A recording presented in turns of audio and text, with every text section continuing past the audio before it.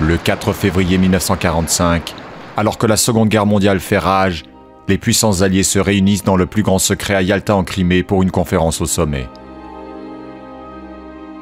Le Premier ministre britannique Winston Churchill et le président américain Franklin Roosevelt, très affaiblis par la maladie, sont arrivés en avion depuis Malte accompagnés d'une délégation de 700 personnes.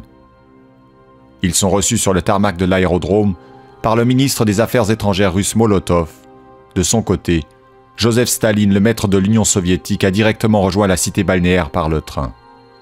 Au palais Livadia, durant une semaine, les trois grands vont négocier le sort de l'Allemagne et du Japon et préparer l'après-guerre. 14 mois auparavant, une première conférence les avait déjà réunis à Téhéran. Il s'agissait alors surtout de s'accorder sur une stratégie militaire pour vaincre les puissances de l'Axe. Mais en ce début de 1945, la défaite de l'Allemagne est inéluctable et les enjeux ont changé de nature. À Moscou, Churchill a déjà esquissé un plan de partage des Balkans avec Staline. Sur le terrain, la situation militaire est à l'avantage des Soviétiques, qui ont conquis l'Europe de l'Est et sont à moins de 100 km de Berlin. À l'Ouest, par contre, les alliés occidentaux ont subi un revers dans les Ardennes et progressent plus lentement. En Asie, les Japonais résistent aux Américains avec l'énergie du désespoir.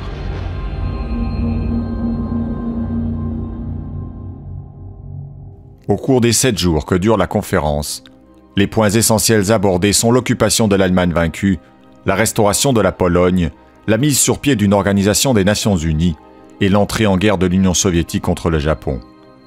En dépit des divergences sur la question des réparations allemandes, sur la place de la France dans l'occupation du Troisième Reich et sur les frontières polonaises, l'atmosphère reste cordiale. Le 11 février, la dernière séance est levée.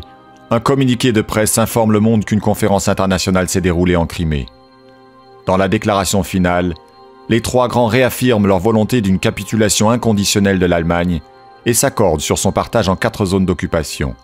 Les prétentions de l'Union soviétique sur la Pologne sont satisfaites en contrepartie de son adhésion au projet des Nations Unies et l'engagement d'intervenir contre le Japon après la capitulation allemande. Mais en se contentant de déclarations générales sur l'avenir de l'Europe, la conférence de Yalta entérine les rapports de force établis sur le terrain. Même s'il n'a pas été question d'un partage du monde comme le dénonce le général de Gaulle, à Yalta, les puissances alliées consacrent de fait des zones d'influence et le glacis territorial et politique qui conduiront à la guerre froide.